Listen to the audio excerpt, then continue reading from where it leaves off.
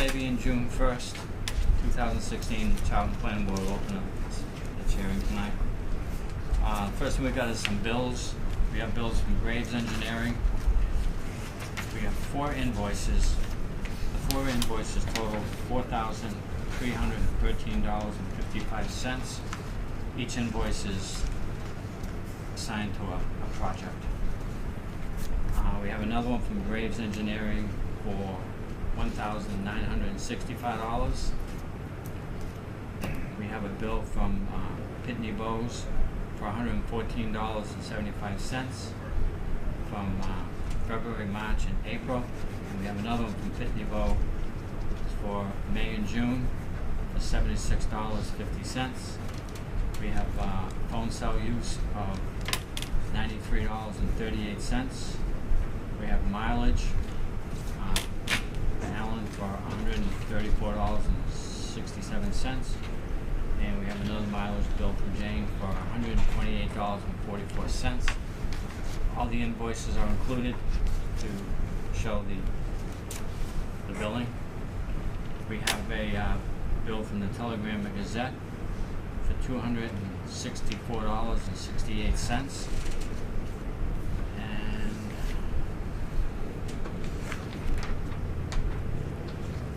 Do I have a motion to accept the bills as read? So moved. Second. All in favor? Aye. Now we have stipend bills, a stipend payment for all the board members. It's basically $100 a piece, and this goes for like 6 months or something. Yeah, it's a 6 month stipend. Yeah, 6 month stipend. So, motion to accept. So moved. Second. All in favor? Aye. Aye.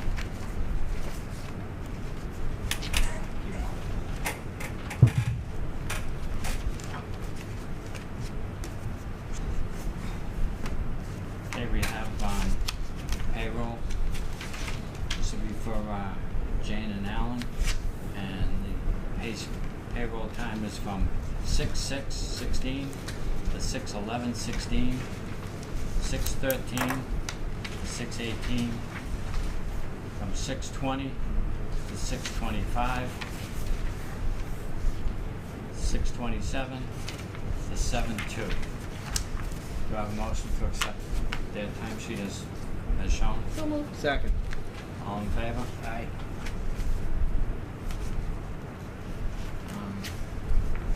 We do have some correspondence. ExxonMobil, you are invited to a community open house June 8th, 2016, 7 to 9 p.m. at the Charlton Middle School, 2 Oxford Road, Charlton, Mass. 01507.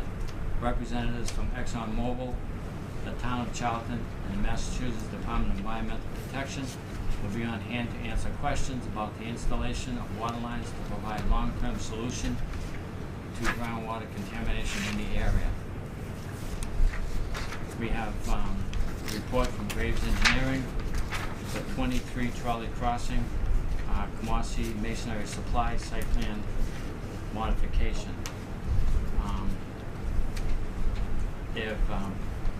Graves has acknowledged the zoning boundaries have been added to sheet 1. Acknowledgement of GEI understanding that the planning board did not request landscaping for this project. No waivers were requested or granted.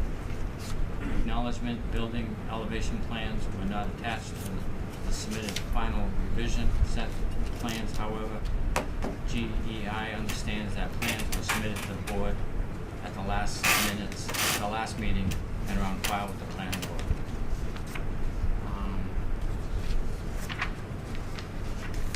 The Leicester Zoning Board of Appeals, a certificate of decision on a special permit, May 18, 2016. The location is 30 Mill Street, Rochdale. It's for towing and storage of vehicles for Jeffrey Granville, and the Zoning Board of Appeals approved. Town of Southbridge Planning Board, hold a public hearing on SPGA. For a special permit granting authority will be holding a public hearing on Wednesday, May 18, 2016. Is to act on an application of Adam Building Services LLC for a special permit to allow residential use on property located at 134 Elm Street. The property is pre-existing, non-conforming, and the use has been abandoned for more than 2 years.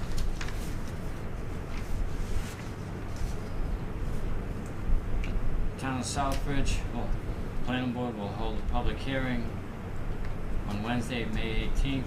The purpose of the public hearing is to act on a special permit application for 3 1-megawatt AC ground-mounted photo array solar fields by ZPT Energy Solution LLC.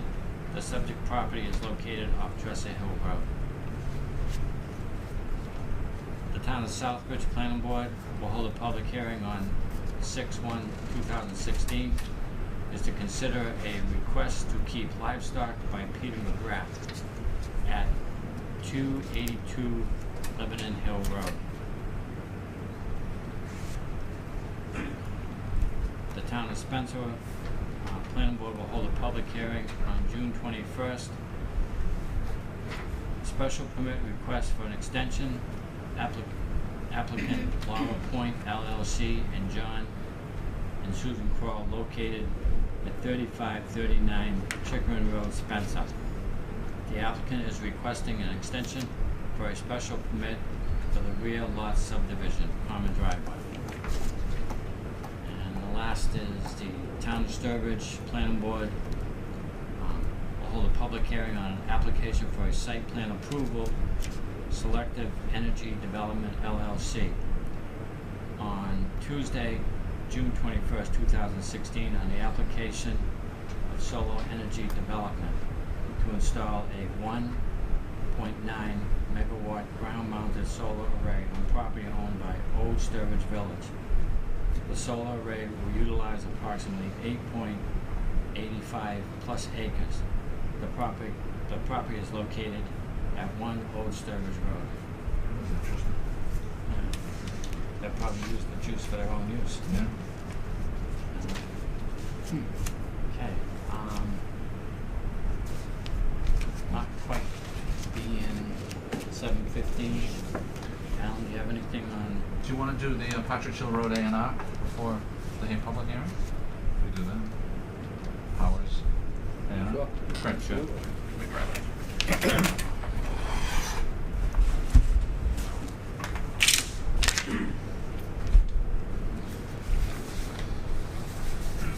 This is A&R submitted by Gurdon Powers for the family land on Partridge Hill. They've got about 20 and a half acres right now, and they're just creating one large 5.2 acre house lot, and the remaining land is 15.3.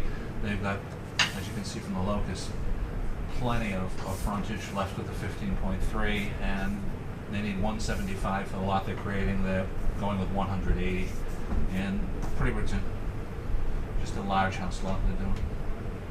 Meets all the requirements. This car road's just something that's been there for years. Yeah, just an old cart path that they'll ignore as they put in their driveway. It's not a legal way or anything like that. The surveyor just put it on there because it physically, you noticed it, basically. So there was a 15.3 acreage. No, the whole thing right now, prior to you signing this, is 20 and a half.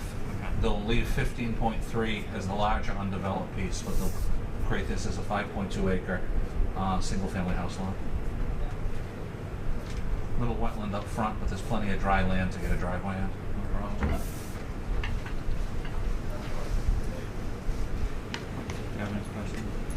Nope. Do you have a motion to accept what you have? Excuse me, can I ask a question? Sure. I didn't come here for this, but I own land that may have bought that, okay? And I owned land years ago in Oxford Road across from 1/7. And back when I subdivided, I had a cart path, and I had to leave on the plan that it may be a right of way. There's no accident why the surveyor probably put that car path on. That could be a, We're not required because we're an official map town, but a third of the towns in Massachusetts have an official map. So if it's not listed, which it isn't on our official map, we don't have to do that. They may have done that with you, but no one would, they didn't have to.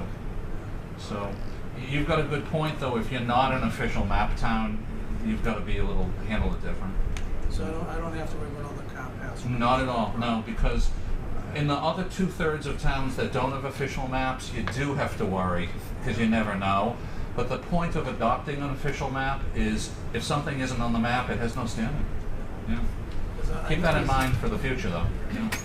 I know there's a lot of small lots that used to be wood lots, you know, so. Yeah. No, the advantage in Charlton is you don't have to worry about that throwing you off. But you can use it if you want, and propose using it and upgrading it for passability, but you don't have to worry about it in that respect. The remaining land has plenty of road frontage. The car path really doesn't have anything. I'm just talking about people that might have these. There's a whole bunch of 6-acre lots in there. I think one time they're owned by the Putnam Box Factory, Yeah. and that's how they access. Yeah. Yeah. Towns are riddled with that stuff. Thank you. We have a motion to accept the plan as shown. So moved. Second. All in favor? Aye.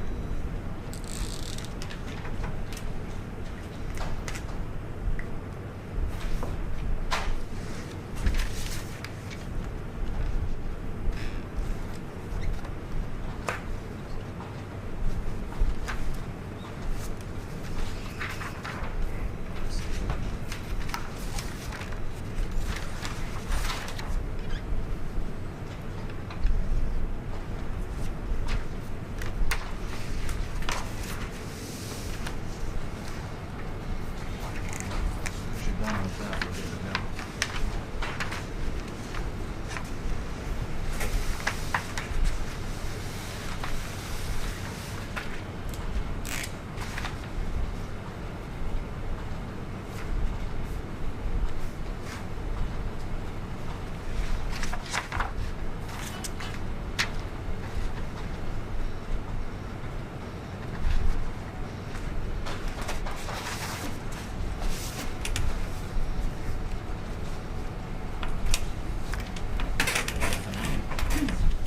Thank you.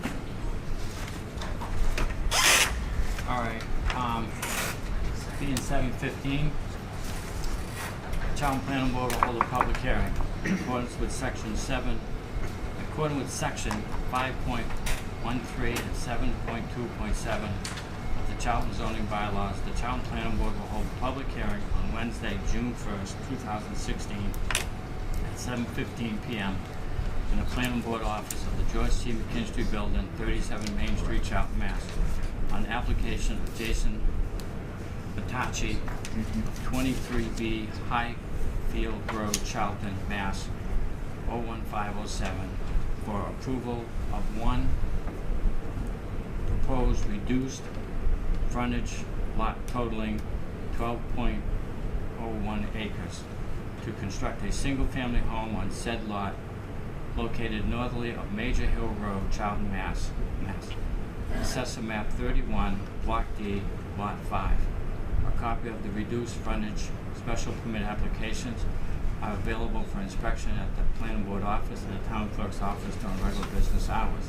Any person interested in wishing to be heard should appear at the time and place designated. Alan, can you start us off with this? Yes, Mr. Chairman, one procedural item first. Just could the board motion, second, and vote to seat the alternate as a special permit voting member of the full hearing this evening? It'll just take a moment, and then I can give an overview. Do I have a motion to seek the alternate as a voting? So moved. Second. All in favor? Aye. Thank you, Mr. Chairman. I'll be very brief, and Mr. Fontucci can answer any questions. It's a standard special permit for a reduced frontage lot, and just to refresh everyone's memory and anybody who is new this evening, who hasn't been in one of these hearings, I'd say about 8 or 9 years ago, the planning board recommended to the town meeting revising the zoning bylaw, and about half of the communities in Massachusetts had what we adopted at that point, and you do a few of these every year.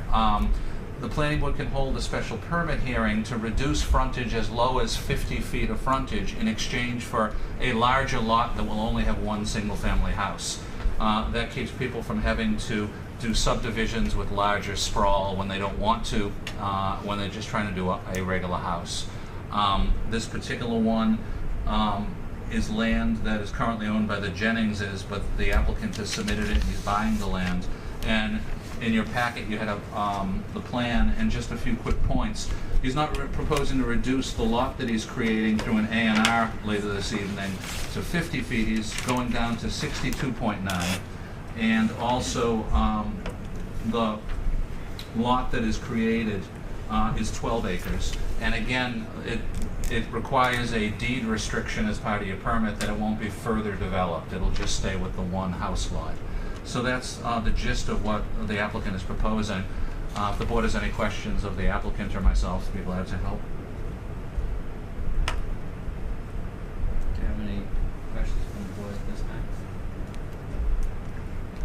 If he did not want to do the reduced frontage lot, could he do a subdivision on this property? You could do a subdivision on this property if you didn't apply for this and receive the approval, because you've got enough room in there to do a subdivision right of way. You would do a dead-end cul-de-sac. So if he was denied, he could take this, Yeah. what he's proposing, one house lot for, and turn it into 3 or 4. And we did have a meeting years ago with the Jenningses. I think you might have been on the board at the time, in which Russ was talking at the time about it, and then decided not to, for whatever reason, to come back and pursue it. But you're right, there is that possibility had they not gone this route. Any other questions at this time? What I'm gonna do is I'm gonna open it to the public. If you would state your name and your address for the record. Yes. Dan Prouty, 134 Partridge Hill Road. I'm not sure what this is, but I'm notified as an abutter.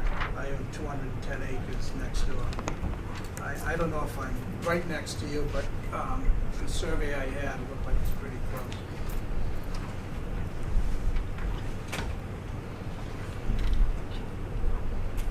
Yeah, so this being the lot right here at the top. Yes, sir. I'm just here. I mean, I'm not here to complain about your project. I'm just here to put on the record that we own 215 acres next door. Did you know it's zoned industrial? Yes. Okay. The reason I brought that up, years ago we built an industrial park in Webster, and after we had 450,000 square feet and 24-hour distribution companies, you know, a builder built house lots behind it, and the next year they were all in the planning board wondering why they heard backup alarms. Okay?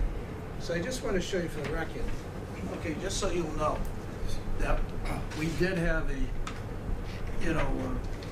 client we talked to, who we came very close to, then we went with another client. And but the present deal falls apart. The other clients went back, and that was for 1 million square feet. Cross docks all around, truck parking 24/7, okay? And just so you know, then, before this time, there was we had optioned this for 2 years to New England Development, and they were gonna do a shopping center. And just the other thing is, when we do these projects, I've been involved with about 10 of them over the years. Giant projects, 50, 100 acres bigger. This is a type of scope of work. So I'm just telling you so. Someday if you have that in your backyard,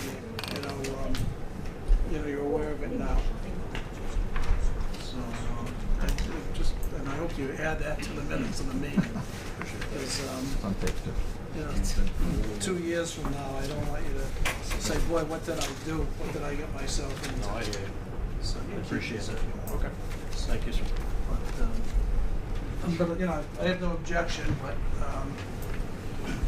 just thought you might want to know.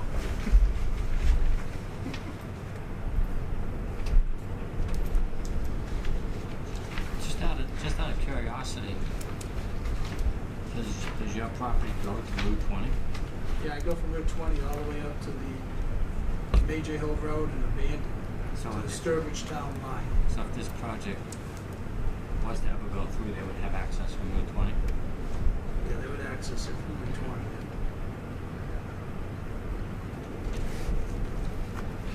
All right. Any other questions from the public at this time?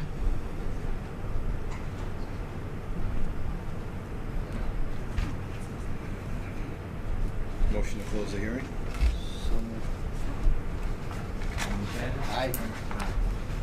Can we take a vote on approving? Oh, Alan's got a, I could give you the standard draft Yeah. conditions for your consideration. I'd recommend 5 standard conditions that are routine on this type of a permit. First, as you do in every single permit, you always have condition number 1 that the special permit is approved, so the applicant will apply for the building permit within 2 years of approval. That's to keep projects relevant. We know you're going to, so that's the first one. The second one is the approval not required plan that's splitting it into the 2 lots is required to have a statement on it that the reduced frontage lot will not be further divided to reduce its area or create the additional building lot. The A&R does have that, but we should put it in the special permit to cross-reference. Third, the applicant will include language in the deed that in accordance with section 5.13 of the zoning bylaw, the lot shall not be further divided to reduce the area.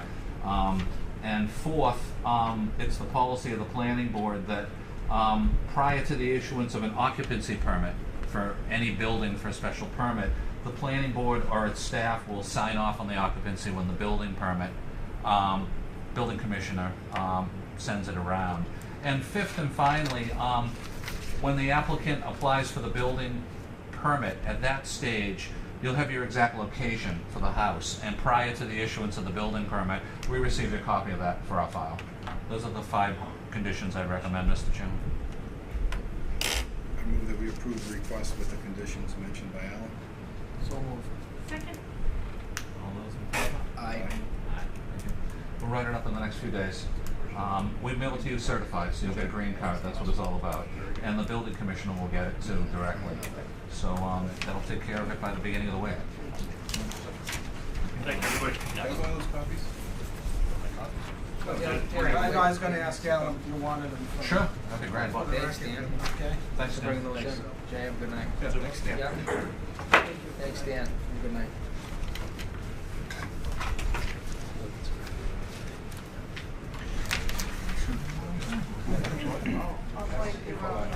I bet he was in the butter when he walked in. What's he doing? Thanks, so.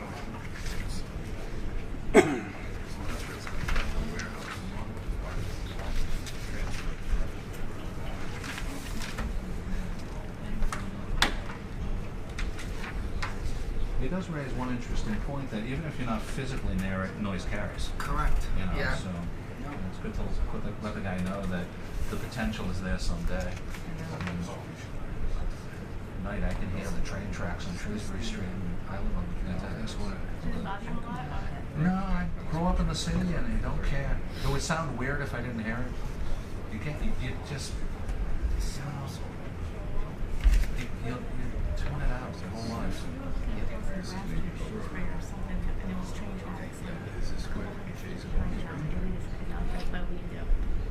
My son has one right now.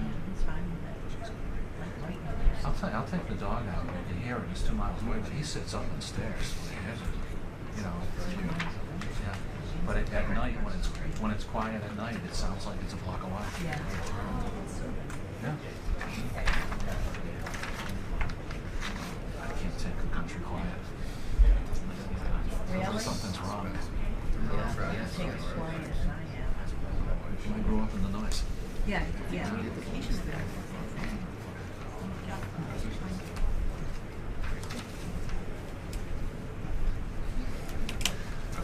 If you have to leave, I mean, that was an emergency. I'm here now. You sure? Yeah. I'd hate to do it to you. That's all right. We didn't expect Alicia and Jeannie not to be here. Thanks. You might have changed name tags.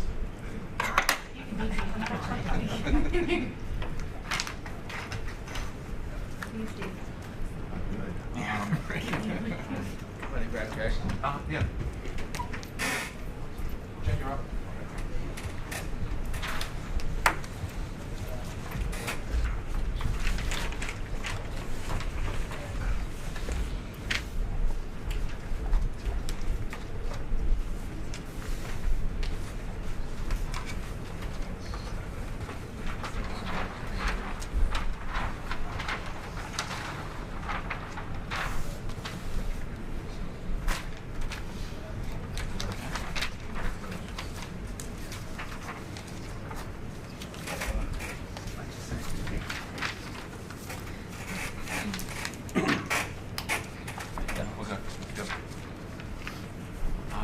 7/25, the Town Planning Board will hold a public hearing in accordance with Section 200.7.1, 200.7.2 of the Charter Zoning Bylaw. The Town Planning Board will hold a public hearing on Wednesday, June 3rd, 2016, at 7:25 p.m. in the Planning Board office of the George C. McKinstry Building, 37 Main Street, Charlton, Mass. On the site plan application, Hallmark Group LLC, 529 Ashland Ave, Southbridge, Mass. 01550, requesting approval to construct a commercial self-storage facility, proposing 120 self-storage units in 5 buildings totaling 27,000 square feet on property located at 157 Worcester Road, Route 20. Assessor map 25, Block A, parcel 5.2. Said property is zoned commercial business. A copy of the site plan applications are available for inspection at the planning board office and the town clerk's office during regular business hours. Any person interested or wishing to be heard should appear at the time and place designated. Alan, can you start us off with this? Yes, thank you, Mr. Chairman. I'll just be as brief as possible to explain the procedure before the applicant's engineer presents. For those who haven't been here before, this under Charlton zoning bylaw and under the state zoning bylaw is called administrative site plan review. That means the use is allowed in the bylaw. The planning board is not determining whether or not the applicant should do this. It is allowed. The planning board's authority and responsibility is site layout and design. Issues such as stormwater management, hydrology, design of any driveways or parking or circulation on a site, issues of any lighting potentially or buffering or general site layout and signage. So it's just important to get that on the record. Unlike a special permit, it is not legally discretionary. It's very interesting in that this is resulting from the zone change at the town meeting. We have a few different people in town who along the Route 20 corridor had spoken to the planning board in the last year of wanting to add this land use to the bylaw. Back in 1987, when Charlton adopted its first zoning bylaw, it was not a listed use. You see a few of them in town that are pre-existing non-conforming from before that time. So this is the first one to come in under the new zoning bylaw. There is a second one being designed farther west on Route 20 that'll come before this board. I would guess summer, fall at the latest, but this one is before the board. Jay, in a minute, if you could introduce yourself, do about a 5-minute general overview, and then the board will ask questions. I will do the presentation and summation of the board's engineering consultant peer review. We'll get to that third, and then the board will speak to anybody here who has questions or wishes to speak. Okay. All right, Jason DuBois from DC Engineering.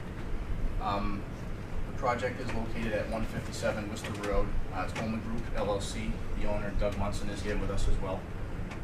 The property is located along Route 20, right behind Mr. Lemansky's property where Kid Power is. It's approximately 10-acre site. Currently on the property along Route 20 is the existing small building here. There is a solar array located in the back, which I believe was the first one, is that correct? Yes, the first one. And then the area that we're proposing to do storage units in is the leftover land area located right through here. So you come in off of Route 20, beyond the existing building, there's a gravel driveway to get into the solar array that is fenced off, and we would be located right in this area here. Between this area that's wooded, there's a wetland in there, and located right in here. So the proposed use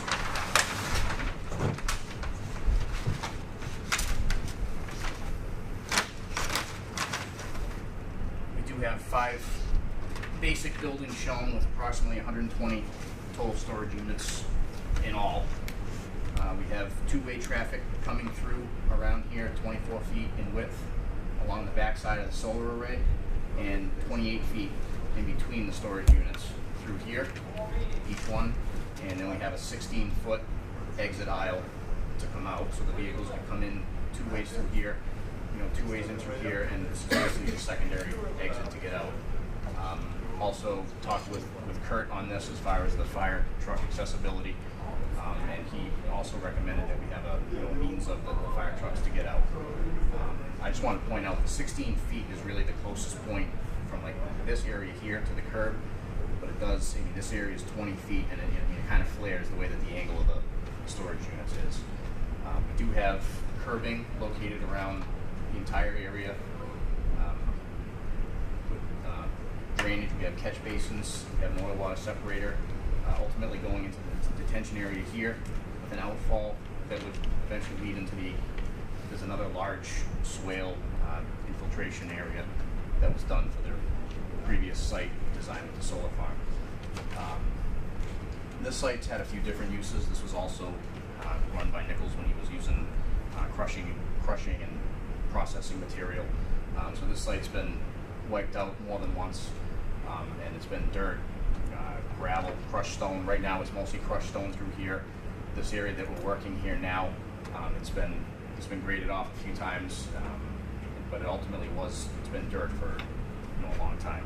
So we are proposing to pave the entire area as well as the rooftops, which is why we're collecting the water, treating it, recharging it as well in the infiltration basin. And this area also is very secluded from the road because of this thick tree line that's through here. You really have to look down the driveway to see in here.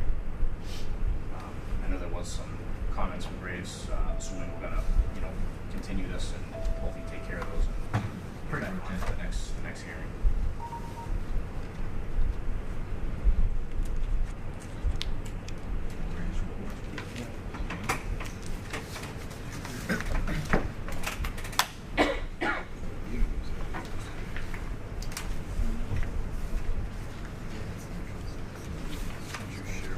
Actually, one thing I forgot to point out as well is the existing building down here is going to be utilized as the office building.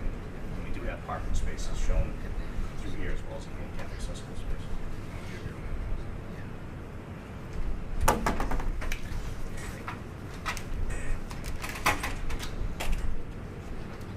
Yes. I can summarize as briefly as possible for the board, and again, for people who are here for the first time, the planning board has an engineering consultant. Under state law, we can use funding from the applicant's proposal to have civil engineering review. That's what we do, and Graves Engineering out of Worcester reviews it. Mike Andrade, vice president of Graves, has been our engineering consultant for about 15 years now. Mike has met with myself and the applicant. Mike has walked the site.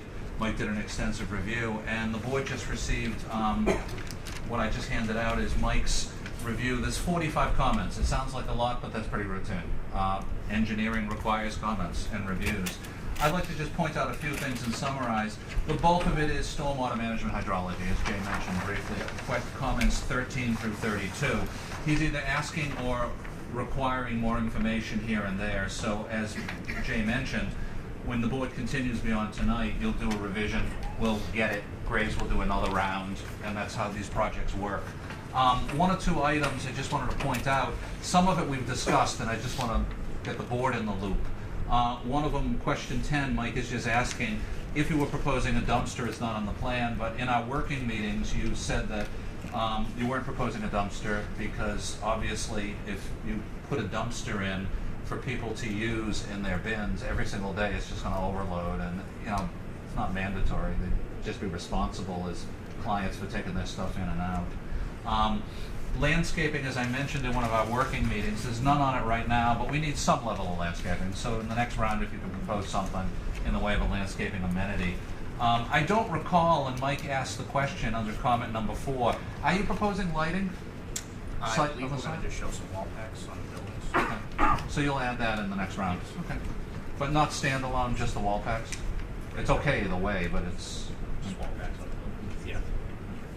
Yeah. Parking is okay. As you know, we've discussed it. I've met with the building commissioner. For this type of use under our parking and loading, having the few spaces up front and the width of the aisles and everything is sufficient, so we're in good shape there. Mike did point out what Jay already pointed out, that in the southern area, the fire vehicle access, it narrows a little to 16, and I'll just double check with Kurt, because he's also deputy fire chief, that in that location we're okay. But I can do that between now and the next one. The only other one I want to point out right now at this stage is comment number 43. Mike rightly so is pointing out that the board does require fencing around the stormwater basin. The reason it wasn't required previously for the solar is because the anticipated clientele was literally a pickup truck from the solar company once in a while going in there. But now what you're doing is you're opening up the potential for people to bring small children in. You could have parents bringing the whole family. You could have a parent bringing 1 or 2 kids and a kid wanders off. And God forbid if someone is injured or worse, there's a liability for the owner and liability for the board if we don't require fencing around land uses that potentially have traffic flow of children, and we require that pretty standard. So not a fence around the property beyond what you're proposing, but at least around the infiltration basin. Well, that's it that I'd like to just point out in the summary of the first review, Mr. Chairman. Board members have any questions at this time? I also. The 24-foot two-way traffic, why isn't that extend all the way to Route 20? Well, it actually is wider. It narrows down to 24 feet, but this whole thing is really, I guess it is a little bit narrow right at the deck here. Right. It's pretty much like the whole swath all the way through. It's probably like 40 feet wide. It's So that's all- consistent. So there's enough room between that deck and the property line to continue that two-way access? Yes. Yeah. I can And- show that dimension as well. If you could delineate it more on the plan. Yep. Thank you. And that no improvements have to be made at the curb cut for Route 20? Not that I'm aware of. We defer on anything along there to the District 3 DOT requirement. Where do you stand with them at the moment? We'll have to send them just a plan so that they can see the changing use. We do always have, for any project on Route 20, a condition of approval. The board considers that if the DOT permit requires anything more extensive than us, it supersedes our permit. You were commenting that the existing structure will become the office Yes. for that. Yes.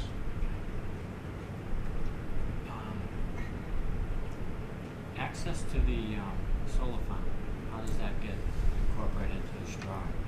There is a gate. We're proposing actually a gate there currently up here, or is that where you're going to add a gate right at the entrance straight in? There's currently a gate there now. Yeah.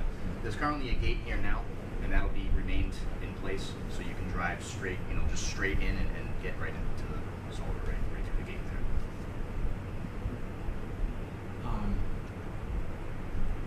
Is there gonna be another gate before you go into the storage area? Yes, there's a keypad Yeah, access here. so the solar farm would have to have a key pass. Yes, he's also the owner of the solar array, so.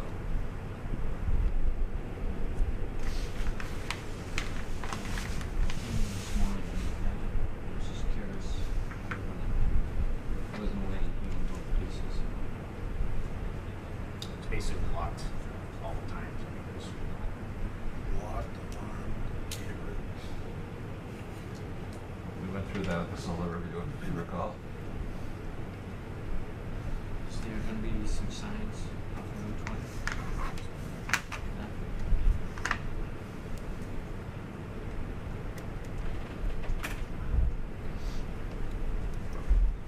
There's already a signpost there, they just didn't decide to do it.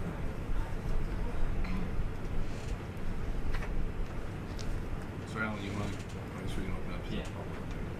Any other questions from the board? No. At this time, we're gonna open it to the public. If you'd state your name and your address for the record. And is there any- Do you have a see A question through the chair just to Jay. How much time do you need in terms of turnaround for a revision that we would then be giving to Graves, and then they need some time to review it before a continued hearing day? I'm going to try and get it back to them by midweek. Okay. Michael did tell me if he was shooting for the next meeting, which is June 15th, he needs it by next Tuesday to guarantee a review, Okay. which would be 6-7 days. Yeah. What do you think? Yeah, I'll try and do that. Okay. Understanding that if you are delayed or something, then we would continue to the meeting after, but we can continue this evening to the next meeting, and you can go for that. All right. At the next meeting, will we be discussing landscaping and stuff? Is that- Yes, those are all these items that he has to revise. We discuss at the next session. Absolutely. The biggest two, the lighting and landscaping. No, the biggest really is drainage, to be frank with you. Good question. But drainage is important because starting 15 years ago, both federal EPA and state DEP mandated in every city and town in Massachusetts a drainage standard that has to be met and proven before a board can vote locally. So that's his main focus, to get that to meet those two state and federal requirements. So there's only gonna be one separator on the property? Yeah, everything basically flows in this direction, and it's collected in catch basins throughout, and they're all routed through this one storm scepter here before it goes to the detention area. Again, there's just a lot of information and material he needs, so if you can make it for that meeting. Yeah. But if not, please understand that, it would be the meeting after, but I would certainly recommend giving you the opportunity to, continue for 2 more weeks and see if you can wrap it up. Yeah, we'll try. Do we need something from the DEP? I'm not the DEP, but the Mass Highway. No, what we do is, it's pretty routine. It's really up to the applicant's choice. Some people come before you at this stage and say, I've already gone to them. Others have applied but haven't heard from them, and others haven't applied yet. As long as you have the condition by the time you vote, if they haven't received it, we cross-reference it, and we always send a copy of it to a staffer at District 3 whose job is to receive these, and he tracks all of these through spreadsheet and everything. So they'll know that you've approved it, subject to them finalizing their curb cut over at DEP in Worcester. What would be the continuing date? Continuing date would be June 15th. How many acres does that consist of? Just this portion? Yeah, just that one project. I don't know off the top of my head. I was just curious. The whole site is 10, and it goes quite a ways up. I'm guessing it's probably a couple acres. That's all. Yeah. So I'll move we continue this to June 15th. So moved.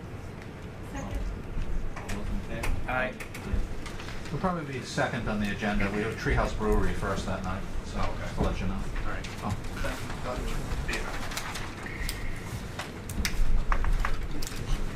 that what you were looking for? Thank you. Have a good night. Yeah. Much. Right. Thank you, guys. Smokes.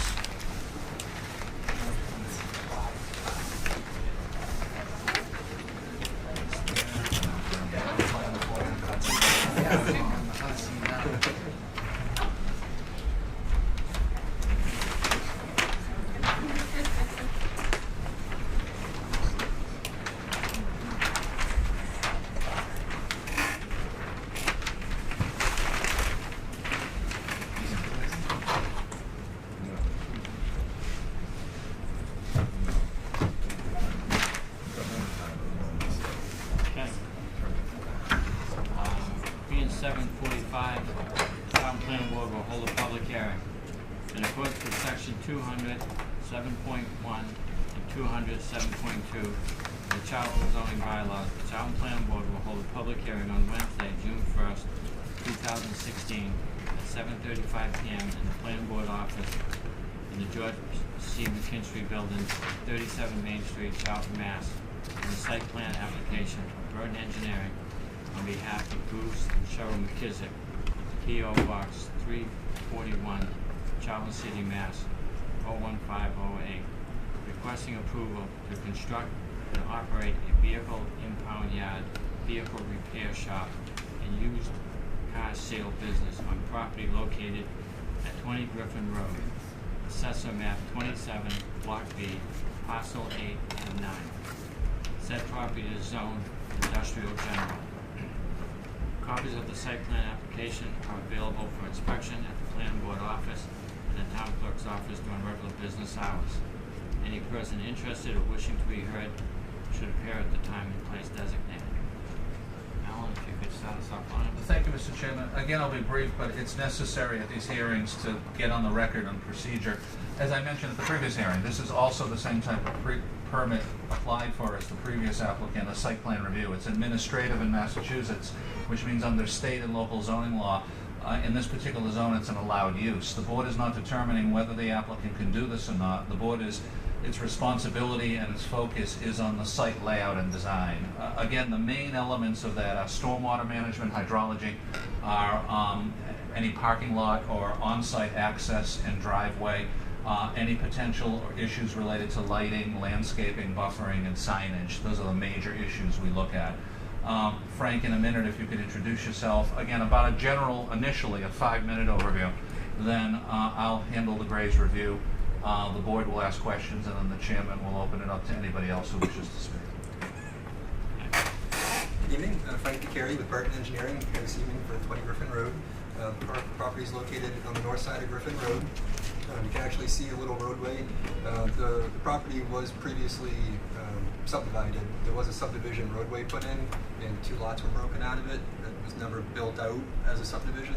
So there is an existing turnaround area that was installed. Some catch basins were installed as part of that, and then the project didn't go anywhere. I'll show you existing conditions. Shows it a little more clearly. And so you have the old subdivision road, and then gravel, basically parking / storage area. The business that Mr. and Ms. Nicosia is basic maintenance, and so they do trucking, towing, vehicle repair, and so they're looking to move some of their operations onto this property. They actually live 2 houses down at 16 Griffin Road, and so they're looking to demolish the existing house and move the existing shed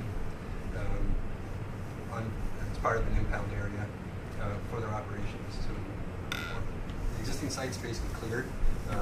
It's a denuded site, so you can see stumps, boulders. The site's been worked over, existing tree line at the edges of the property, but the site is pretty barren currently. Like I said, it's been worked over a couple of times.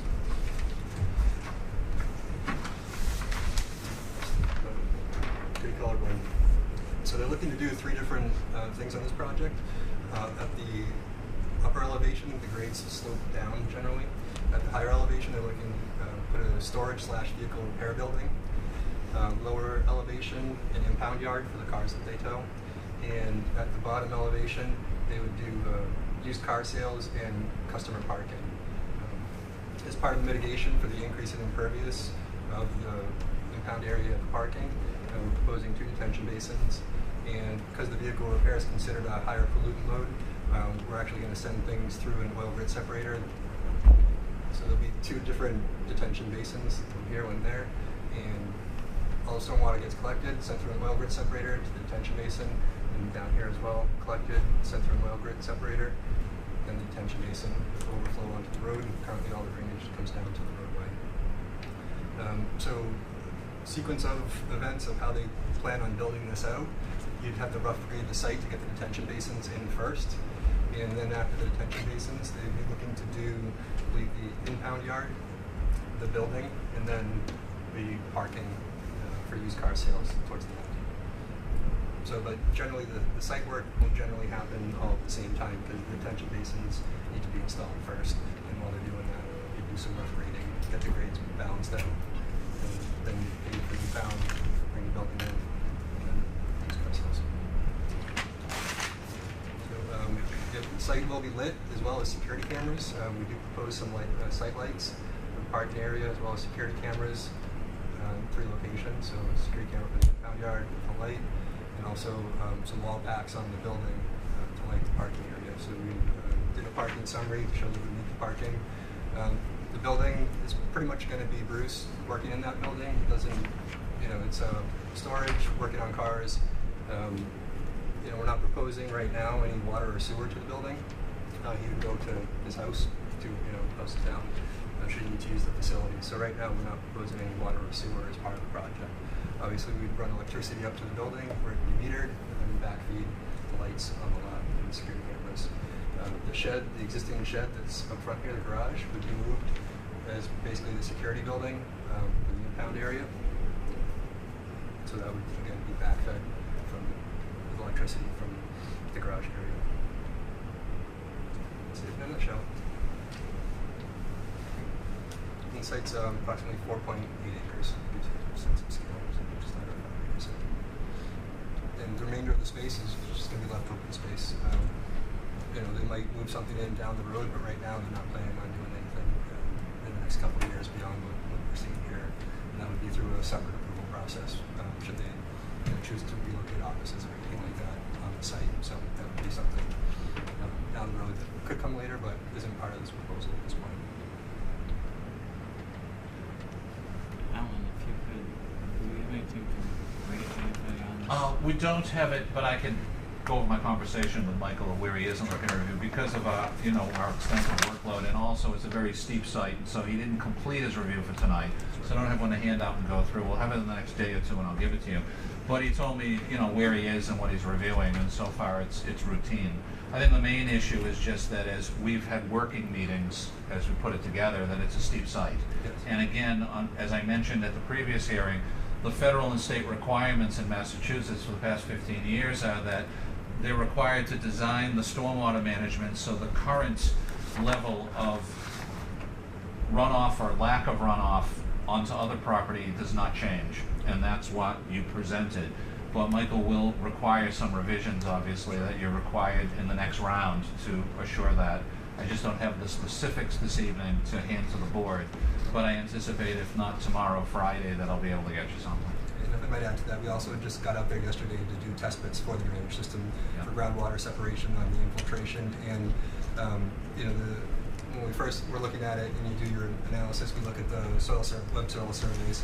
And so we had a soil, sandy soil on kind of the demarcation in this area somewhere in the bottom part of the site. Top part of the site was a sea soil, tighter material. Test bits revealed that it's mostly the tighter material all the way down, so we'll have to modify our drainage system. And Graves witnessed the test pits. They were Yeah, at so the we knew we were going to test. have to do some drainage modifications accordingly to the testing we did yesterday morning. So we anticipate some changes in getting the rate. Makes comments as well.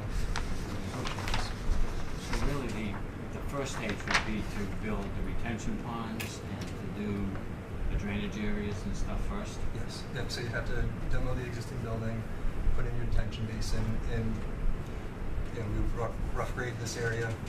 Basically need some fill, a little bit of cut. So we tried to balance this as best we could. So a cut back this way, a fill down this way.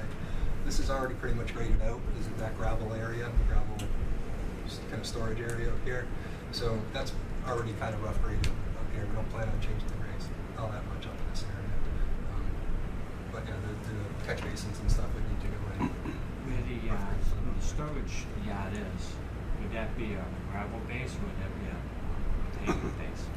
Right now we're proposing to be paved. The one in the middle? Oh, this one. That'd be paved. Okay. And the reason for paving it is because it's vehicle storage. Right. If there is any leaks or anything like that, you don't want them going into the ground. You want to be able to collect them, separate them out, and clean that structure appropriately. And then like the third phase the second phase would probably be to build the garage up on top of the hill. Yep. For repairs and all. Yep. So the detention basin would be in this area would be rough graded, but they're probably paving out probably kind of the last thing they do. Goes in a guardrail, so people don't drive into the detention basin. This is actually higher up, so it catches that, but it's fenced off. But this way, potentially drive into the basin, so it goes in a guardrail. We've indicated just the X are the used cars, and then 5 customer spaces. So they signage up there to call the office number. Where are those customers going to walk to? They're going to park and they're going to swap around, look at the cars. Look at the used cars. Basically. The question I have is the last building, which will be the office building, the repair shop and everything. Yep. You had mentioned at the present time that there'd be no bathroom facilities or anything like that in the facility. Unless one of the comments is that they are required for some reason. And obviously they have to do what's required, but right now we don't want to propose it. There is an existing well on site, so they have to run water all the way up and you have to put in a septic system. And I don't know if it should be considered now, Ellen, but if they do occupy the building for maintenance repairs, floor drains and MDC traps, Yep. grease and oil separators need to be installed. But we're doing a tight tank. So floor drain, we're already proposing to collect all the floor drains into a tight tank. Okay. You- But if we had to go the full plumbing route, then we'd have to need plumbing for that.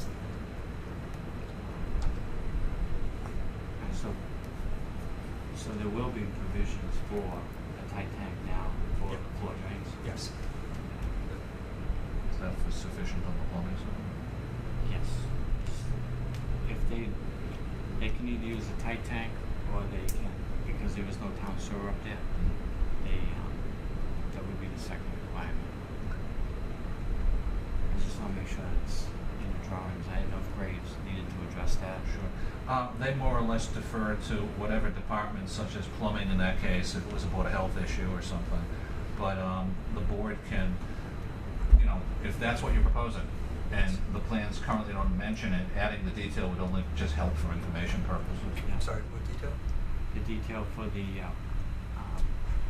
The actual oil detail for the and tank? waste separator. Oh, Okay. reference to it. Okay, yeah, Reference to it. yeah. To know whether it's going to be on the property.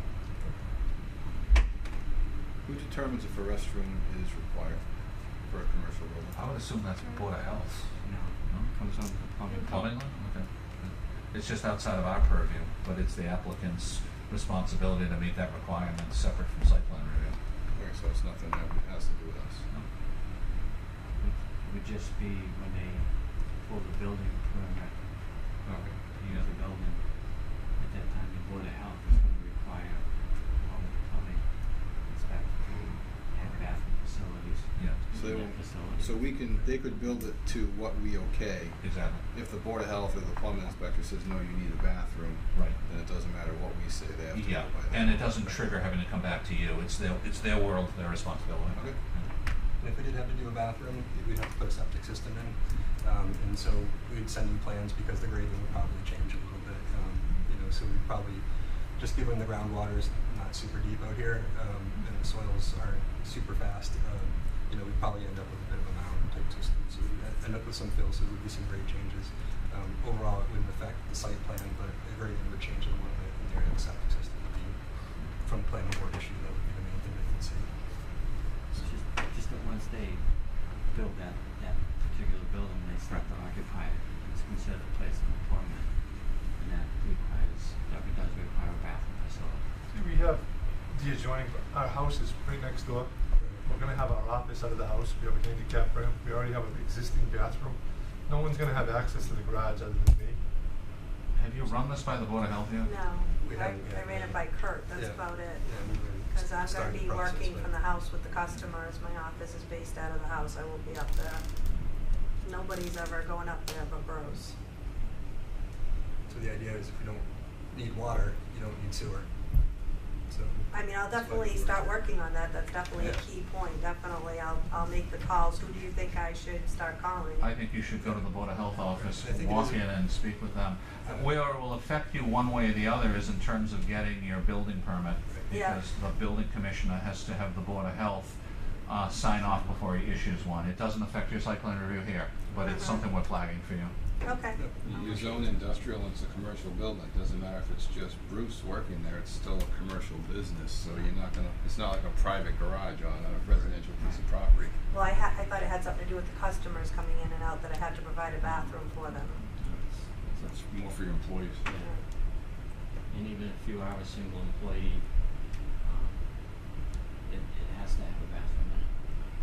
Not that employee, I'm sorry. So, if this was to get approved, and the sequence of events is, this is first, this is second, and that's last, how do we make sure that for this, before this starts getting used, that everything, all the drainage and oil water separators are installed first to make sure that that happens? Two ways. One, what we'll need before we get to the point of a vote, we'll need you to memorialize what we've just discussed in sequence and stuff as part of the application. Yep. You can give it to us in memo form, Yep. and that's the first step. Second step is Graves stays involved, and I do to some degree, but more Graves, in field inspections and compliance prior to them getting a temporary or permanent certificate of operation or occupancy from the building commissioner for any of these three components. It has to be inspected by Graves and tested and made sure that it all works.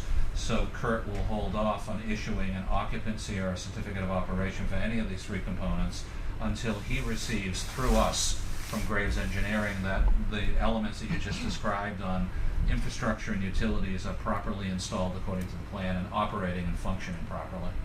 So it's a two-step process in that respect. It's excellent that you included in your presentation tonight the sequencing that showed the board and everybody here. But now, beyond this evening, you didn't have to have it in writing this evening, but heading toward the next round, you can put it, document it more. I think it'll help everybody. Any other questions from the board at the moment? What I'd like to do is open it up to the public. If you'd state your name and address for the record. Lisa Sears, 30 Griffin Road. I have a lot of concerns with the drainage because our well is close to that building up on the top. And if you're talking about oil and all that, we've already had problems from across the street when they had the oil leak and they had to come test our water, and that was downgrade from us. So I'm worried about the oil stuff that's behind us that'll be going into our well water. So when that building is, go over to the left. So go, that way. Go. From the back building. Right. We're over. Here. Yeah, a little down a little ways. Yeah, right over there somewhere. Well, like I said, we are proposing, so you're going to have catch basins with each suction beds, and then the oil grid separator is another level of protection recommended by DEP for this type of use, and that's what we're proposing as part of the project. And so there is a treatment train as far as you have your catch basins. There's a trench drain up here, catch basins here, and catch basins down here, and it will go through the oil grid separator. So it is specifically designed to separate out oil, sand, all the stuff that you commonly find in parking lots. So those are proposed as part of the project. And that's what the planning board's engineer, one of the elements the planning board's engineer is reviewing right now. And he will not recommend we approve it until it's designed to his standards. And then in the field, as Mr. Boria mentioned, our engineer inspects at every stage of installation and tests the operation before he says they can operate and function in there. So we do have that system. And they live right down here. They're on as well, the same wells, so it's all into that same water. So they have a very vested interest to protect, the quality of the water in the wells. Well, there's also a daycare that's on that street. Yes. Yep. So. Yep, And that's another issue is the traffic coming up and down that street. As it is right now, that road is not wide enough for two vehicles to pass when you get in front of that daycare. And people fly down that road, and there's going to be an accident. And there's little kids that are in that building, they're getting dropped off and stuff. So the amount of traffic is going to increase now because of now you have the dealership there. So there's going to be more traffic up and down that street, which is a safety concern, I think, for the kids and people trying to get up the street. I don't know how many times I almost got hit. Just trying to get up there because people are flying over that hill and you can't see. I second that. Yeah. I would have to move over so someone else can give up. Could you state your name and address, please? Frankie Taylor, Bruno, 26 Griffin Road. Your question? I was just affirming what she said. I'm Nicole Nowalski at 18 Griffin Road, and I'm in between her and the new. So you're. Yeah, I'm literally. So my septic is actually. My well is right there, right on the edge. So I was concerned about leakage too. Sure. That's a big concern. Yeah, because it's literally right there. Rolling down towards your property. Right, and I've only been there for 4 years, so I don't know if I had issues prior with the business across the street with the oil leak. But I know that my well's right there, so it's very concerning for me. Also, I have a 1-year-old, so I have the same issue with the traffic. As far as a lot of trucks going in and out, big trucks that we cannot. We can't fit. So I'm just a little concerned about that as well. Could you show me where the first oil water separator would be? Right here.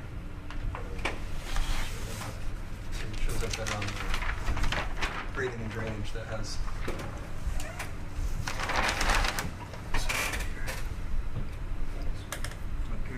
one down here prior to both detention basins. So all of this water up in here Yep. goes to a catch basin. Catch basin and a trench drain, so that way, and this is curved at the end, so, Yep. yep, so everything, and then this just comes down, until it ultimately gets into the catch basins. So everything is routed through catch basins and to you over it. Is there a reason there wouldn't be one close to the first garage? Okay.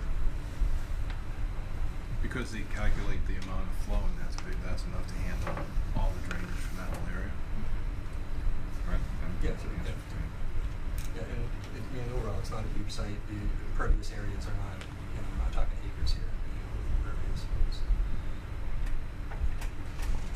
Just to educate me a little bit, who does the maintenance on these catch basins? Is this something that's reported? The owner, yeah. Well, typically there's an operation and maintenance that's submitted with it, and so it's the obligations to the owner, and then the town through the decision they've approved an operation and maintenance, so the town does have authority, I guess, to try to enforce the operation and Can maintenance. you refresh my memory? Does it Do typically operation and maintenance plans in Massachusetts also go to DEP? No, not unless it's a wetlands filing or something like that. They typically, DEP's not. Are you before conservation for this project? No. Doesn't trigger anything conservation. No.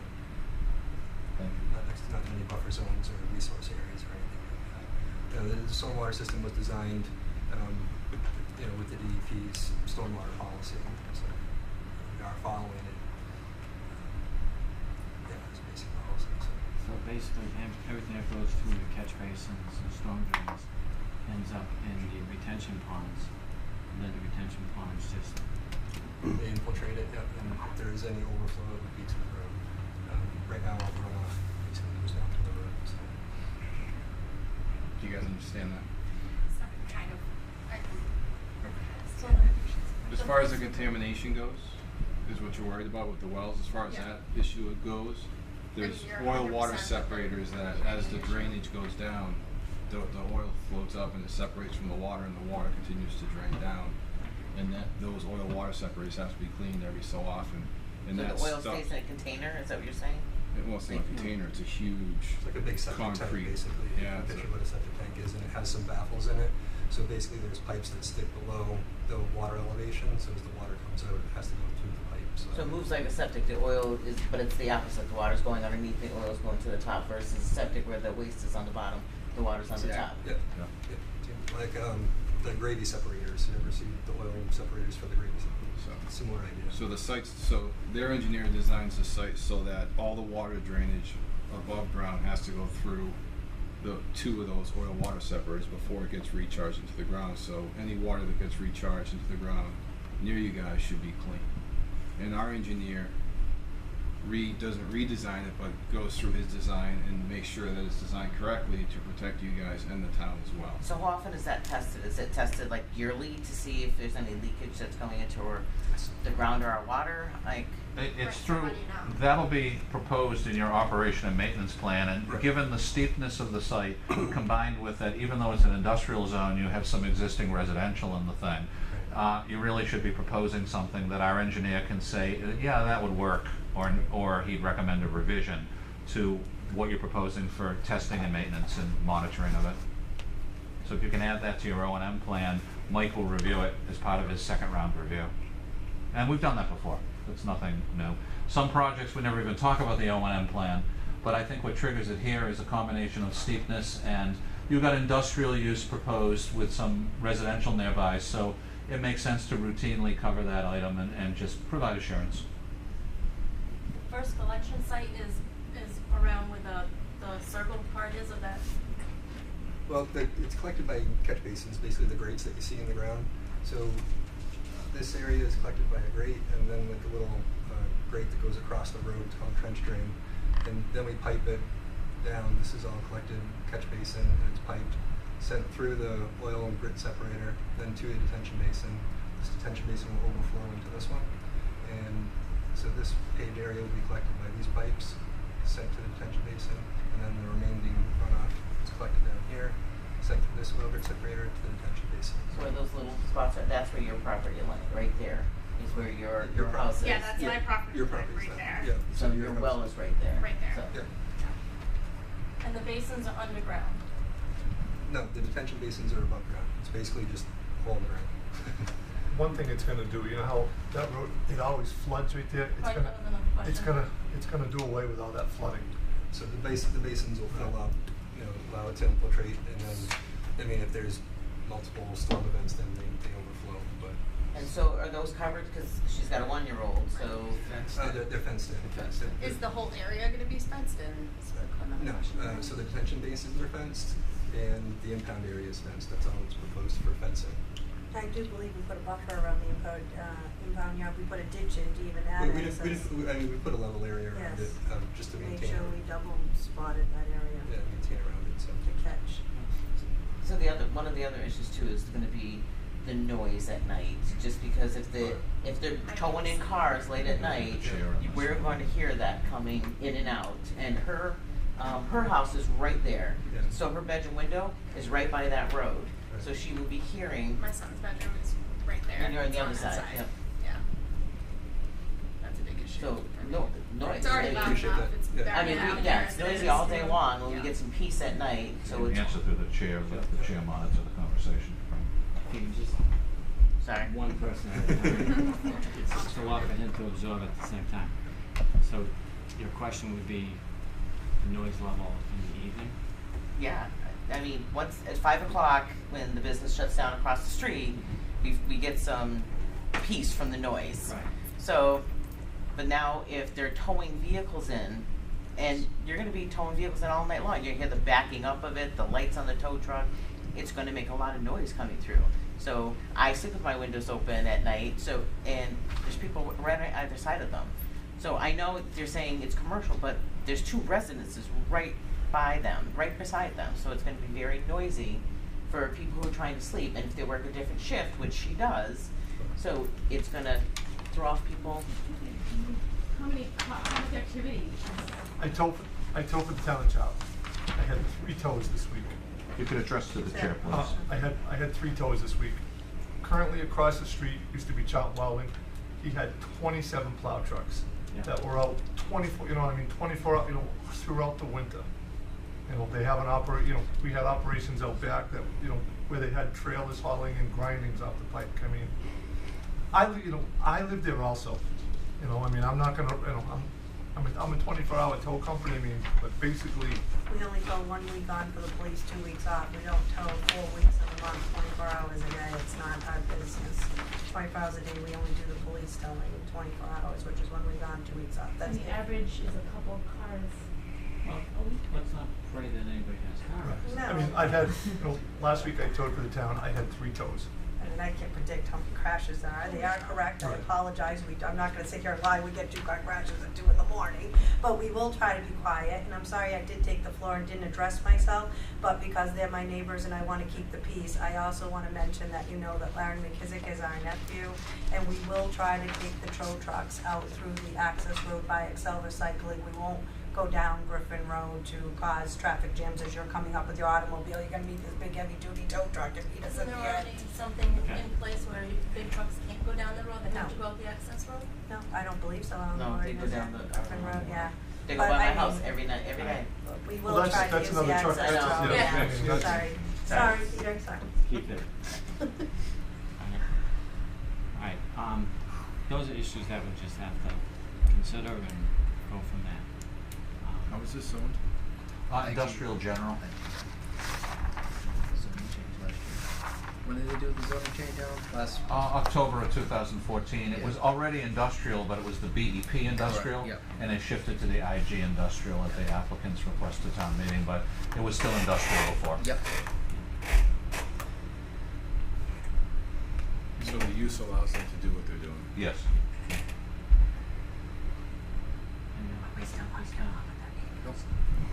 When will we continue this hearing? I need to ask a question through the chair to Frank. If you get the Gray's review in the next day or two, I think that from the discussion, obviously, and what Gray's will recommend revisions. Yeah. I don't know if you can make it in time for the next meeting, but I certainly want to give you the opportunity. I'd like to try. I mean, if Yeah. it's mainly drainage stuff, Yeah. it's trees. Yeah.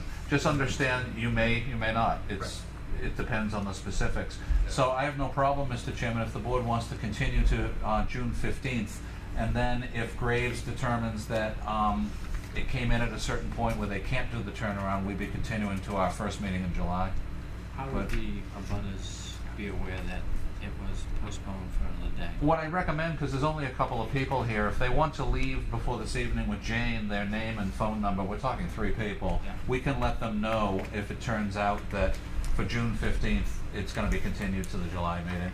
If we had a lot of other people, if we had a room of 30 people, I'd ask that it be posted on the webpage or something, but 3 people, I think, we can get in touch with them and let them know. So, I just have one more question about the landscaping part. That was part of, did you ask anything about how that was, sure. if there was anything? So landscaping, we're proposing a little bit of a fill-in over here where there's a gap. There's an existing shed, and so we are proposing to fill in on this side. This side, we're just proposing to leave the trees as is. Fill in with fence and trees, or? No, right here, we're just proposing 6 arborvitaes to fill in that area. Field locate, because I think there's actually a garden area. Yeah, that's fine. That's her house. Yeah, so, Yeah. so I think you have a raised bed garden over here Yeah. somewhere. So we show the 6 trees, but we would field locate them to kind of fill in between the shed, the garden. So we are proposing something to address that. And some more screening.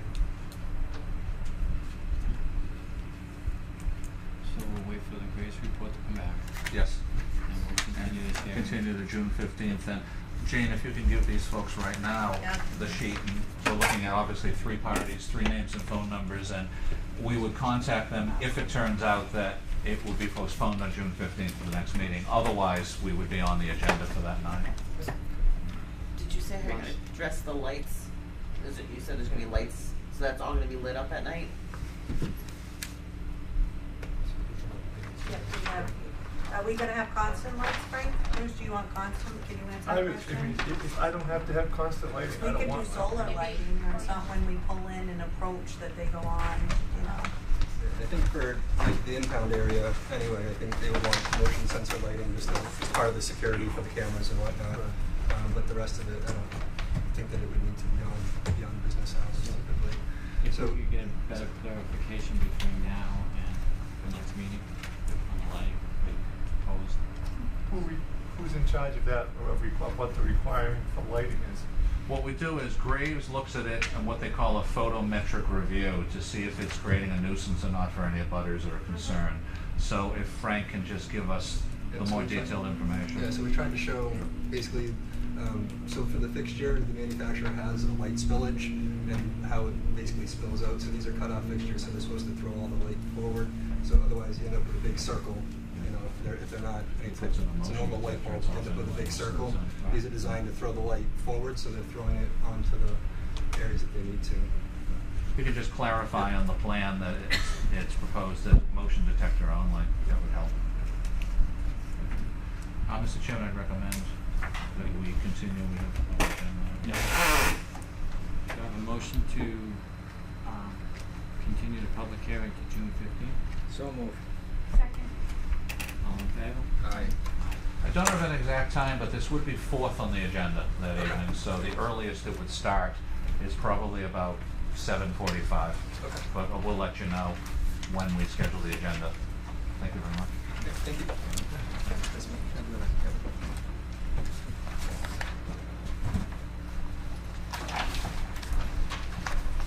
Did you send something? Send me a quick one, 'cause I don't know where, oh, it's on the table, I don't know what that's for. Do we need to sign It's like it? the second thing. No, you guys did. I didn't. I didn't do it. Go ahead, sign it if you want. So,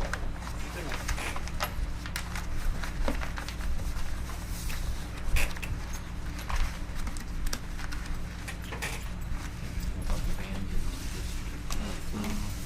What I have brought. Thanks.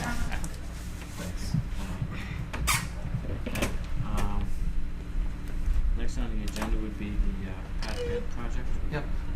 Just a quick update. We put in front of each board member the final application with the cover letter from the chairman that went to the PATH program in Boston.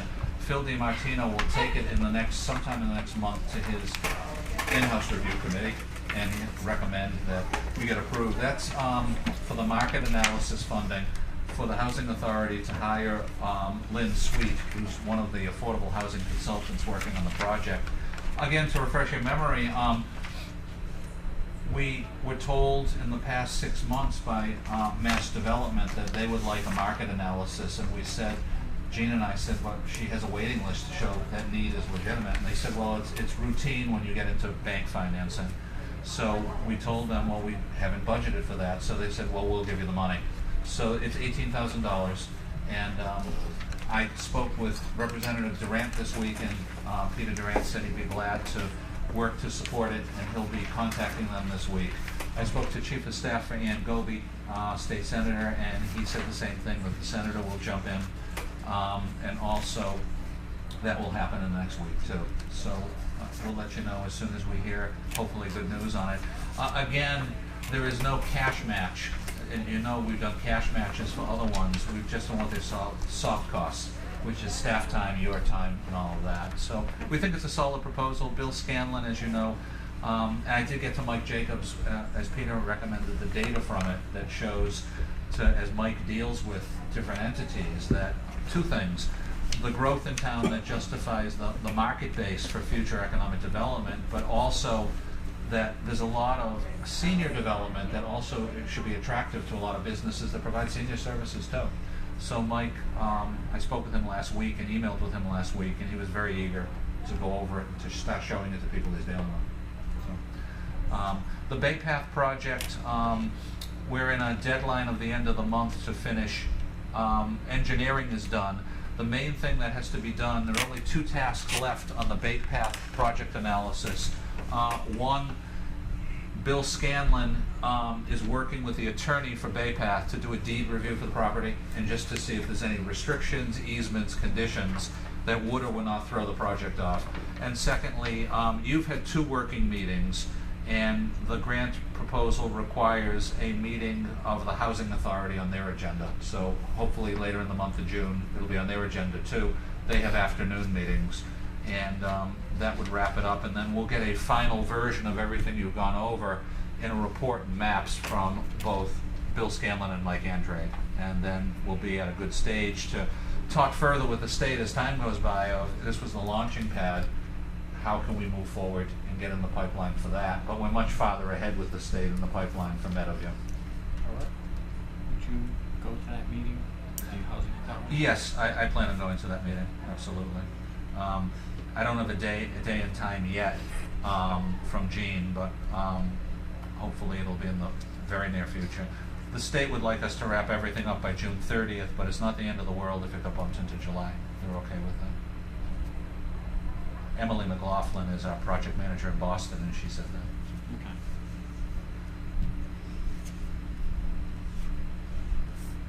Any questions on the estimate?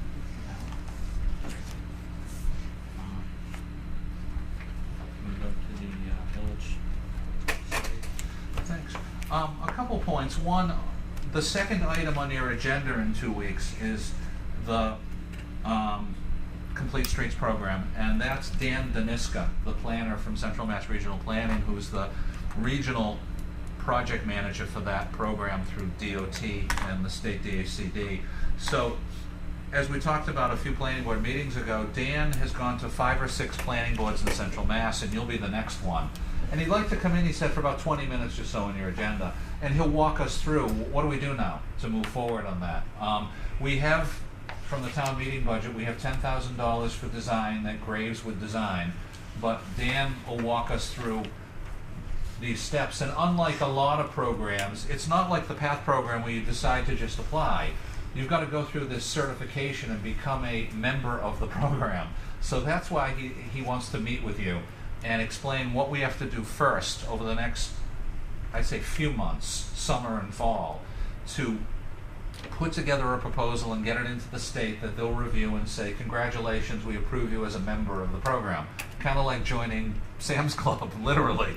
And then we're allowed to put a proposal in for money, which would be for year 2, next year, the funding.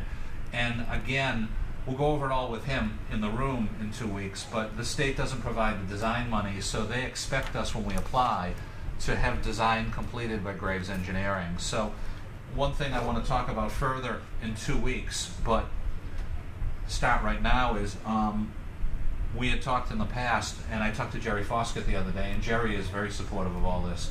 Jerry can't make the meeting in 2 weeks, but he's completely on board with how this works and hoping the funding would come through. And what we need to do probably later this summer is start to go around the village center of Graves Engineering, myself, a few board members, and Jerry Foskett, and look at areas that we want to start considering that make sense for putting in new sidewalks. There may be areas that it's cheap and simple to design without any issues of easements or erosion sedimentation. There may be areas that there are those issues, but within the budget it makes sense. There may be a third type of area that those issues just make it not worth putting in this proposal. So we'll consider this a phase 1, and hopefully down the line there'll be phase 2s we apply for and fill in. But the puzzle pieces have to be formed by a combination of this board, the highway superintendent, and your engineer. So I think after the June 15th meeting we can start that. And maybe some board members are willing to, work with us during the day as we walk around the center and see what makes sense to design and put in the phase 1 proposal. That's the main village center. I just wanted to mention and congratulate the board. Your zone changes went through town meeting that allows cluster residential and allows Kenny LeBlanc's auction when it's designed. I did talk to Burton, and it's in their workload to continue working on that, but they've got a couple other projects ahead. And I did talk yesterday to Andy Baum, the engineer for the northern one, and they're still working on that one too. So that's where we are on Village. Oh, fourth, I just wanted to mention that he didn't give me permission to mention his name publicly, but a local landowner developer has met with me who's very interested in one of the properties that was rezoned, a 2-acre parcel out of the rezoning last October, where before you could put a couple of houses, now you could still do that, but you could do mixed use. And he was thinking maybe a building with some office and even shop, and maybe some residential in the way of apartments or townhouses on it. So I'm hoping that he wants to move forward, and I'd ask him at that point if he's serious to give me the green light to inform the board that he's serious and who he is. But that came right out of the zone change in the fall, where you added more acreage to the village district. And I was told by 2 different banks in the past month, a lot of their clientele in Charlton who owns land in the village district are starting to bounce village ideas off of them, which I thought was very interesting. So it just shows.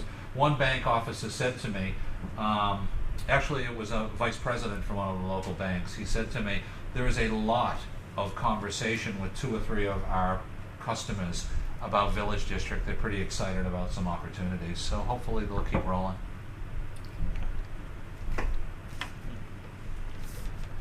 Do you have anything with growth management? Growth management, yes. Pontiac, if we can spend a few minutes on Pontiac. Got the latest from Mike in the way of a summary, and I just wanted to go over it with you on a couple things. No problems, but just to bring your attention to where we go in the near future on a few things. I'll send 5 copies around. This is his May 23rd. I think we put it in the packet in the past, but just to give you a fresh one.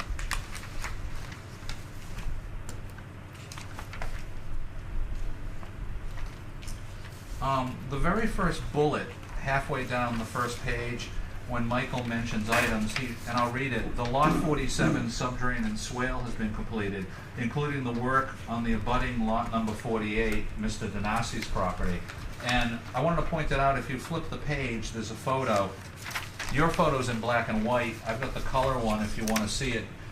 We spent a lot of time last summer, if you remember. Mr. Donasi came to, I think, 4 planning board meetings, and that is working out very well. And that's what Michael is pointing out there, that he's inspected it. You can see the subdrain installation, higher elevation than Mr. Damasi's property. So far, so good. And Mr. Damasi is very satisfied with that. I actually drove up here the other day. You can see the big swale, all of the riprap stones Yeah. between his house and the people project going up. Yep. The second of three items I wanted to point out, the fifth bullet down, I'll read it briefly. The construction on the westerly end of the sound attenuation berm, which is the earthen noise barrier on lot number 4, is nearing completion. Materials have been placed to form the curved berm return. Graves will follow up regarding loaming and seeding and arborvitae plantings that are required on the berm. And then they have to extend it over to lot 7. When all 3 lots have that berm complete, they'll have to give us something from their noise consultant that the design meets DEP standards, and then our noise consultant, it's the same consultant you used, HMMH, which you use for the motocross, will review that. So I just wanted to point that out, that it's not just Graves looking at it and saying they built it according to the specs. It has to be double checked by our noise consultant to make sure that it was that they're on board with it too, not just the civil engineer, the noise engineer. That doesn't guarantee that someone in the future will change the elevation. They're required to put in a noise barrier at the elevation that they've currently prepped the lot. So down the line, if somebody wants to build their house differently, that's their own risk, and they'll have to deal with that. But it's put in the way it should be, and whoever either buys that lot to build on or buys the house will learn at the closing through the attorneys that the noise barrier in the current condition of the lot is built to state standards. So like the picture on the last page was photo 3, the dirt embankment. Do they plant anything other than just grass on that embankment? Yes, that particular design is a row of arborvitae at the top. Yes. Yep. We'll need a performance guarantee for at least a 12-month period to make sure they survive and all that good stuff. Again, I need to point out, we talk about it all the time, this is a major, massive undertaking. You've got to give the bank credit for sticking with it as an entity that foreclosed from the original developer, and it's the largest subdivision this town has seen in a generation, and to correct the issues that the previous developer had to do it right. Again, I have to give Mike Mallett, the vice president at Hometown, a lot of credit for becoming this extensive a developer and working with everybody very cooperatively. So that's where we are at the moment. We'll have more reports on your agenda. Under growth management, I just have 2 other items. We've got the annual extension of the Graves contract. It's every June, and we have 2 copies of the standard agreement for continuing peer review. It's dated June 1st. The board votes and signs it. I've reviewed it. It's the exact same template we've had for years that works for what we need for peer review. There are rates hourly attached, and some rates went up by $2 an hour, some went $3 an hour. One set of rates, it went up by 1.5%, the other one went up 1.8%, that I think is very fair in this economy. And again, it's pass-through funding. This is the funding that the developers pay through our revolving fund. But again, that minor increase I think is fair in the current economy, and I'd recommend approval of the annual extension.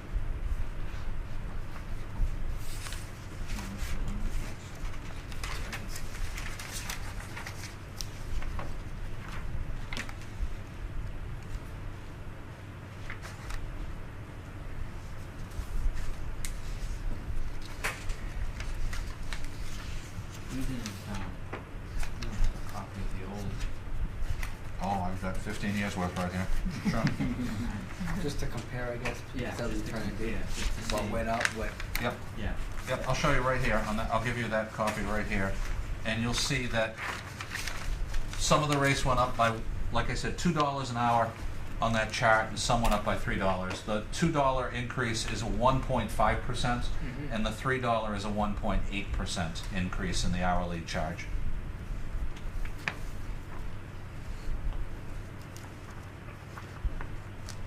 And actually, I just handed you 2 years ago. I'm sorry, this is last year's, because it's a fiscal year. So I'm sorry, I'll take that one back. Yeah, this is last year's, because it's not calendar year, it's fiscal year. So the one from last year is fiscal year 2016. The one you're considering tonight is fiscal year 2017. Alan, we're not required to put this out to bid because the town isn't. Right, the town under isn't paying the these two fees. state law, the two state regulations for peer review for planning boards, you're required to put it out to bid when you initially hired somebody, and you can do annual extensions to continue that service.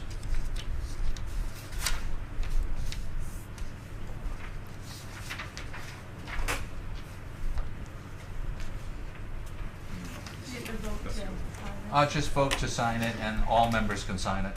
You need a majority signature on it. Thank you. Any questions on the standard agreement? Grants and agreement? I think they do a great job in the small increase. Thank you. Another thing to point out is when any company does these services for a planning board, then they're deciding and agreeing that they will not be doing any private work in that community. It's a conflict of interest. So Graves is, in any community they do this, they're turning down any other work. And they do, these companies do get requests from time to time from private entities, and they say, we're the peer review for the town government, we don't work in that town.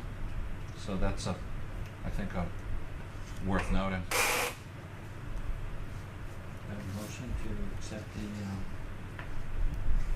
1-year extension? So Raise the hand. Second. All in favor? Aye. Thank you. Should we sign both of these? Yeah, because we'll keep one copy and one will go back to Graves.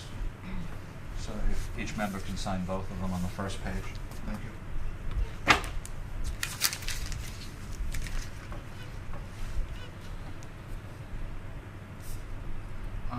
And I do have the A&R that went along with the Major Hill Road special permit. Can you hand me that roll plan right there? Thank you very much.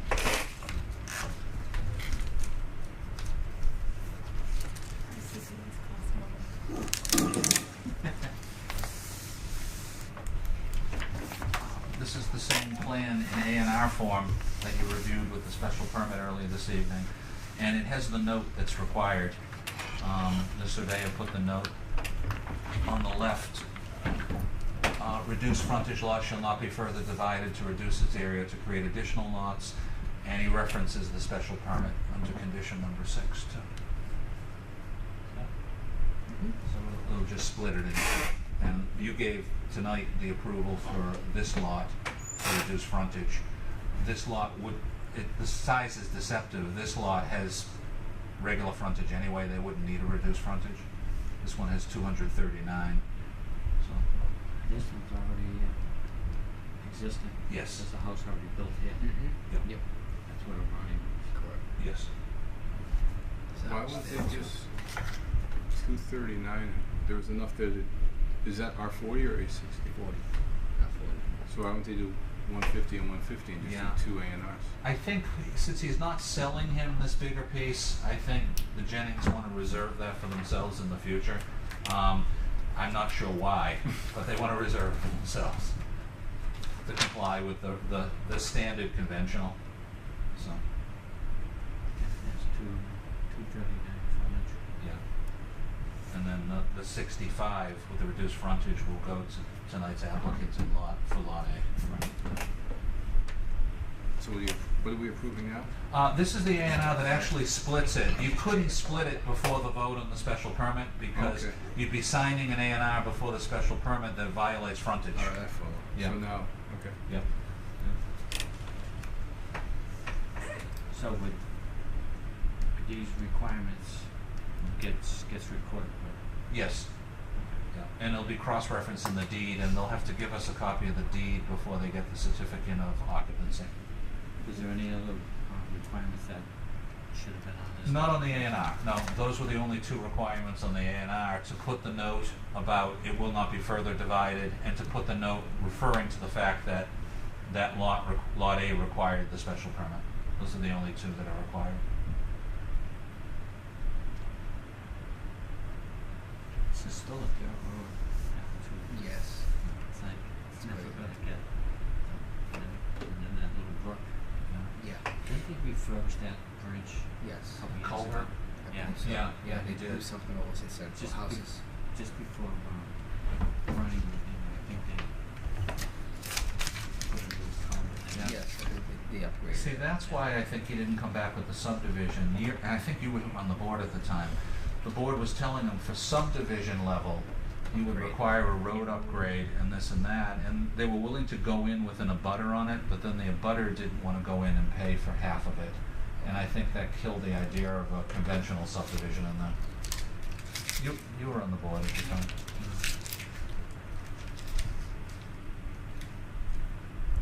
Look like you got some questions, Pete. No, not at all.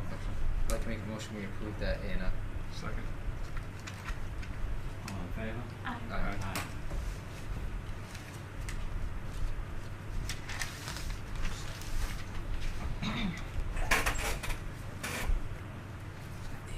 Oh, thanks so much. I'm actually meeting with him Friday for a little bit, so I'll just bring. Yeah, we're gonna go for it. It's enough. We have three. I'll bring it with me to his office.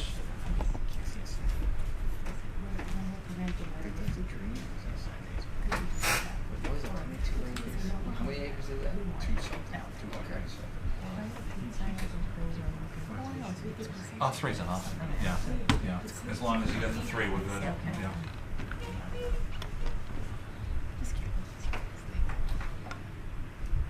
I don't realize how close that parcel that we has is close to the road. Yep. It's going to building right now. Could go to On top of, right on the setback. Right on the setback. No, see, that's why A&Rs are weird. Massachusetts is the only state that the Mass Land Court has ruled if it's a public road and it's non-paved and you can logically get up and down it, you can't mandate through an A&R that they upgrade the road. Not upgrade the road, but could we have said if there's 300, we want 150, 150, that divide it in half, and then You mean in terms of frontage? I'm lost. I'm not saying we should have or anything. I'm just Yeah. curious if we could have done that, which would have prevented a subdivision. Yeah. I'm just curious. I think you'd have to show, a legal reason that there's an issue being addressed rather than we just would like it that way. Like maybe there's a visibility on traffic where the driveways would go, I don't or a like drainage reduced issue. front. I don't like reduced Yeah. front because they're bad. I No, mean, I'm no, just- you'd have I'm just to, you'd have to hang it on something related to traffic or drainage or site. Site visibility. Yeah, you'd have to hang it on a health, safety, welfare concern. Yeah, good question though. I just have a few items. One, this is really interesting, and again, it shows how much development we're dealing with. You know how after you approve things prior to getting a building permit, they need a pre-construction meeting with Michael and I and everything.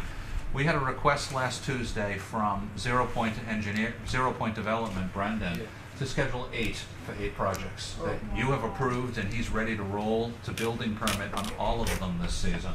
So it's going to take us about a month to hold those 8 meetings because, you know, there's work to do with these meetings. We walk the sites, there's items we go over, we have to put together a game plan with them on scheduling project by project of where they go from there with graves involved in the field.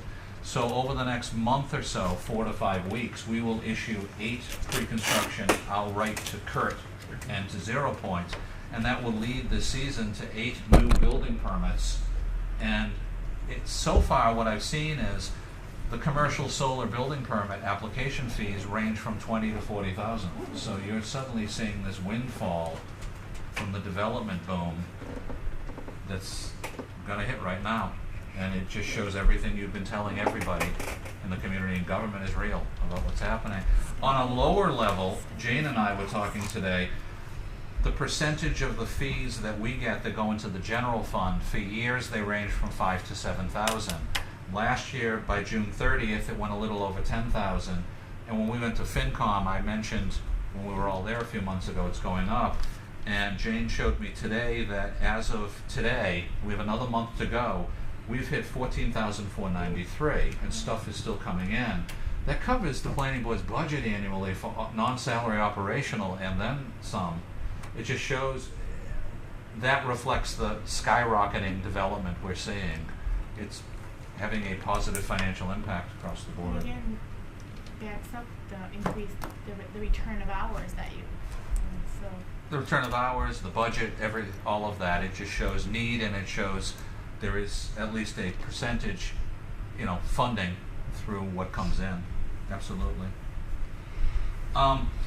In either August or September on your agenda, we'll be having the attorney and engineer come in for that manufacturing expansion that still doesn't want to publicly state yet, that we'll need at the October town meeting an overlay expansion, zone change. So I've talked to the attorney last week again, and timing-wise, because the town meeting is anywhere from mid-October to early November, I think they should start getting before you in August, and have a good discussion on that. So that's in the pipeline. And just to let you know, I was talking today with the maintenance people for SBA, the cell tower, where the flag has disappeared on Route 20, and the company he uses to get out there is hoping to get it up next week. And it's kind of a mystery. Until I called them a few weeks ago and said the flag's gone, they didn't know. They didn't take it down. And I've been over to the site with them, and we can't find it. We don't know what happened. The lanyard's broken. We think it fell and someone took it when it hit the ground. Maybe. Yeah. Maybe. Yeah. Someone has a big flag now. Yeah. Just hanging. That's what he's telling me, at least, that he had nothing to do with it, but we'll leave it at that. Polar bear that usually gets shot. Polar bear. Oh, on Yeah. 290? Yeah. Oh, yeah, yeah, Mhm. yeah, same kind of That thing. was, or steal it. Yeah. Get it on the Right, roof, it's take him down. Yeah. What I like is they always, when they order the flag, they order 2 or 3 of them. So he's got one that they can just put back up, and then he'll do another order. And it's kind of nice. Again, upcoming submittals, I don't have exact dates, but a couple things besides what you already know. Again, Burton Engineering is working to get in the Nichols Industrial Park revision as soon as possible. It could be any day now. And for your next meeting, again, just a reminder, we've got 4 items as the larger items. Complete Streets, the 2 continued hearings from tonight, and Treehouse Brewery. We had a good working meeting last week with the Treehouse McClure engineers, and I think we'll be in good shape for the next meeting on that one too. So those are my items for this evening. Thank you, Mr. Chairman. Quick question. Sure. Is that the same company that has the flag up on Johnson Hill ice cream? Or is it a different company? No, because SBA has 3 of them in town right now. That one is, off the top of my head, AT&T Verizon. Okay. Yeah, but that's not an SBA one, the Dresser Hill one. Alright. Are they required to keep the flag flying too, or? Oh, yeah, yeah. Is there an issue with it? I think when I went by about a month ago, I noticed it was in rough shape. I'll take a look at it. Friday, I'll take a look at it. I'm checking some sites Friday, and I'll give them a call. They all are good when we tell them that something has to be done, and with the weather they fray, it probably was rough The this winter winter. months wouldn't bother me, Yeah. but the summertime, Yeah. it's tons of people.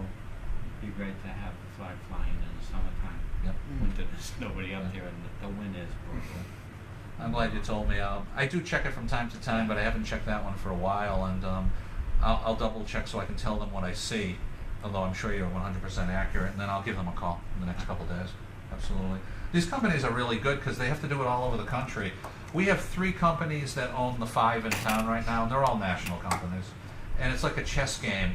Every few years they sell to themselves or other companies, and I'm just thrilled right now because SBA is one of the best.